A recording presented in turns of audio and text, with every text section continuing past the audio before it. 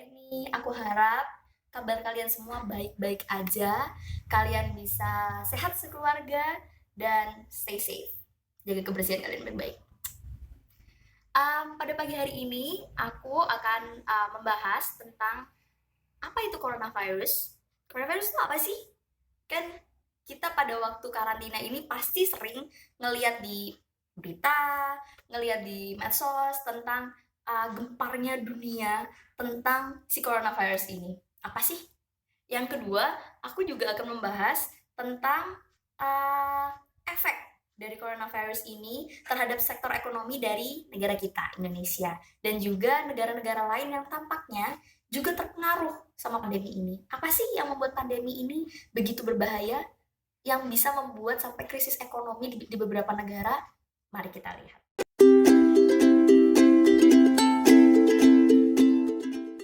What is coronavirus? Apa itu coronavirus?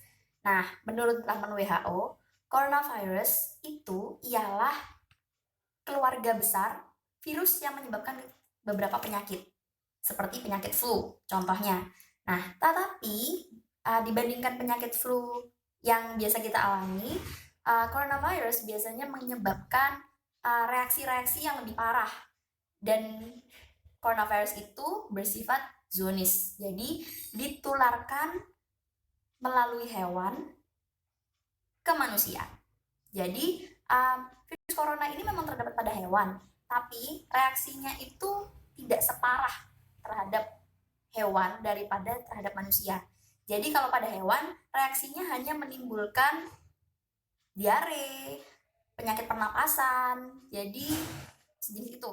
Kedua, kita akan membahas tentang apa efek dari sektor ekonomi yang akan terjadi akibat dari pandemi virus corona.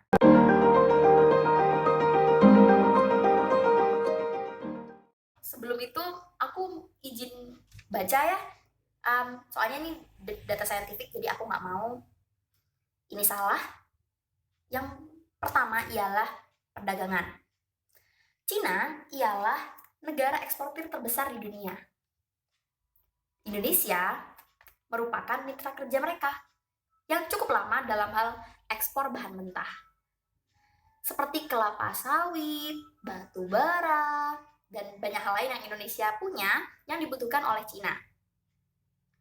Dan apabila pandemi virus ini telah menyebar di Cina dan Cina melakukan lockdown, otomatis kegiatan ekonomi mereka juga terhambat, yang menimbulkan perekonomian mereka juga terhambat, dan Indonesia akan menerima dampak negatif seperti penurunan harga komoditas dan bahan tambang.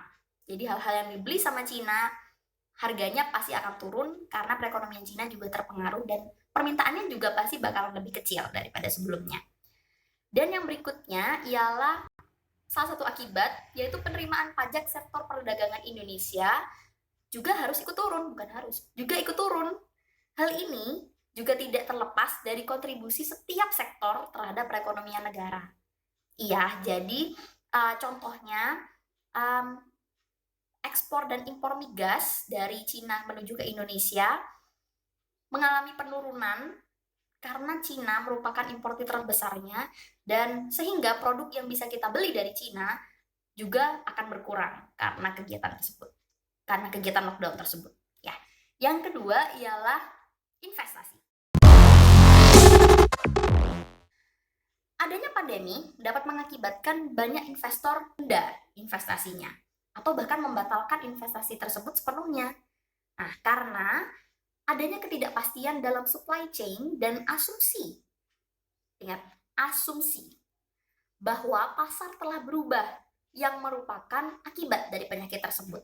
Jadi sebuah penyakit ini sebetulnya juga bisa menimbulkan adanya keraguan di hati para investor, sehingga negara kita yang mungkin tadinya bisa mendapat satu atau lebih investor yang menanamkan modal, kali ini hanya beberapa investor yang cukup berani, karena hal tersebut bisa mengakibatkan kerugian kalau mereka tidak cerdas dalam meletakkan investasi. Contohnya, salah satunya contoh investasi dari Cina yang berada di Sulawesi seharga 5 miliar US dollar pada tahun kemarin, tahun 2019, harus ditunda karena kedatangan pegawai-pegawai dari Cina kedatangannya terhambat. Ya, kedatangan mereka terhambat karena adanya adanya penetapan pembatasan pergian di Indonesia yang akan kita bahas berikutnya. Yang selanjutnya ialah pariwisata. Sebagai salah satu negara yang memperlakukan larangan wisata, Indonesia melakukan hal ini sebagai langkah pencegahan. Karena Indonesia merupakan negara yang mengandalkan sektor pariwisata, jadinya kita pasti akan mengantisipasi adanya kedatangan warga negara asing yang kemungkinan, bukan menuduh, yang kemungkinan bisa membawa virus ke dalam negara kita dan menulari bangsa-bangsa kita yang tadinya tidak sakit menjadi sakit. Jadi, hal ini menyebabkan banyak maskapai penerbangan harus membatalkan penerbangannya. Dan beberapa maskapai yang tetap memaksa beroperasi harus memberikan diskon untuk para wisatawan yang bepergian pada saat itu. Bukan hanya Indonesia, ternyata di Eropa juga diberlakukan aturan di mana sebuah maskapai harus menggunakan sekitar 80% slot penerbangan yang mereka punya untuk beroperasi ke luar negeri, agar tidak kalah dengan pesaing-pesaing atau maskapai-maskapai lainnya yang juga sama-sama beroperasi. Nah, hal ini diberlakukan di Italia, Singapura, Rusia, Australia, dan contohnya di Indonesia. Dan selanjutnya menurut data dari BPS menunjukkan bahwa wisatawan asal Cina sendiri mencapai 2,7 juta orang pada tahun 2019 yang ternyata mencakup sebesar 12,8 dari total wisatawan asing di Indonesia. Karena pembatasan wisata diberlakukan, maka usaha-usaha pendukung wisata seperti hotel, tempat wisata, dan usaha-usaha retail juga akan terpengaruh. Nah, contohnya yang benar-benar terjadi yaitu penurunan okupansi hotel sebesar 40%. Padahal, menurut data dari BI atau Bank Indonesia, pada tahun 2016 menyebutkan bahwa UMKM atau usaha mikro kecil menengah mendominasi bisnis di Indonesia. Nah, maka dari itu kita juga bisa melihat bahwa dari sektor pariwisata, hal ini juga menimbulkan tidak sedikit kerugian bagi negara kita. Yang selanjutnya merupakan langkah pencegahan dan pengendalian dari pemerintah. Yang pertama, Bank Indonesia mengadakan BI 7DRR atau BI 7 Day Reverse Repo Rate yang mengurangi 25 BPS menjadi 4,75%. Dan suku bunga deposit facility sebesar 25 BPS menjadi 4%. Dan suku bunga lending facility menjadi 5,50%. Hal ini dilakukan sebagai langkah untuk menjaga momentum dari pertumbuhan ekonomi domestik di tengah-tengah tertahannya prospek pemulihan ekonomi global. Jadi tidak hanya di Indonesia, Bank BI mengambil langkah ini juga mempertimbangkan prospek pemulihan ekonomi global.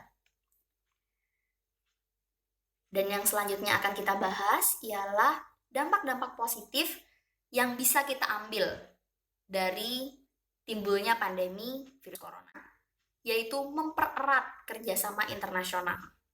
Nah, hal ini contohnya yang paling terbaru ialah adanya pertemuan G20 pada tanggal 22 hingga 23 Februari 2020 di Arab Saudi dengan beranggotakan 20 negara termasuk Indonesia. Nah, agenda mereka ialah memperkuat pemantauan risiko global, khususnya di bidang atau akibat COVID-19.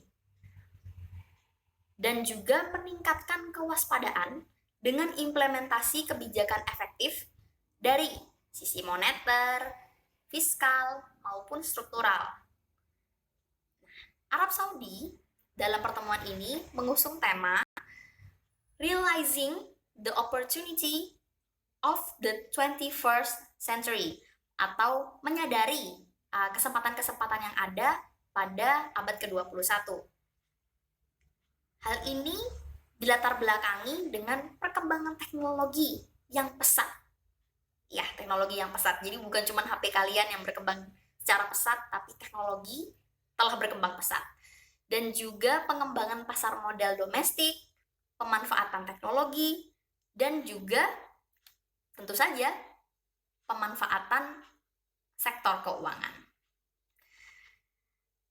Hal ini dilakukan dengan implementasi agenda reformasi yang menjadi fokus para menteri keuangan dan gubernur-gubernur dari Bank Sentral negara G20. Jadi mereka semua fokus terhadap agenda mereka. FSB atau Financial Stability Board dan SBBS telah menyusun roadmap untuk penguatan sistem pembayaran lintas negara, khususnya agenda presidensi yang telah dirapatkan terhadap cross-border payments dan transisi LIBOR atau London Interbank Offered Rate. Oke, sampai situ saja penjelasan saya. Nama saya Vinona Julieta Emanuela dari SMA Negeri 1 Arjasa Jember. Saya berterima kasih terhadap kalian yang mau menonton video saya. Saya mohon maaf apabila ada kesalahan kata, apabila ada kesalahan penyebutan, saya mohon maaf. Dan untuk kalian, tetap semangat. Bagi kita yang di karantina, tetap semangat, tetap bahagia, dan tetap di rumah. Taati peraturan pemerintah supaya mata rantai dari virus ini cepat bisa disingkirkan dan supaya Indonesia bisa bangkit lagi seperti yang kita inginkan. Jadi, aku membahas masalah negatif dan positifnya supaya kita tidak hanya memperhatikan sisi negatif dari suatu bencana ini, tetapi kita juga bisa mengambil pelajaran, memetik pelajaran yang penting di belakangnya, supaya Indonesia bisa lebih kuat ke depannya, dan kita sebagai generasi bangsa, jaga diri kita baik-baik dan jangan keluyuran.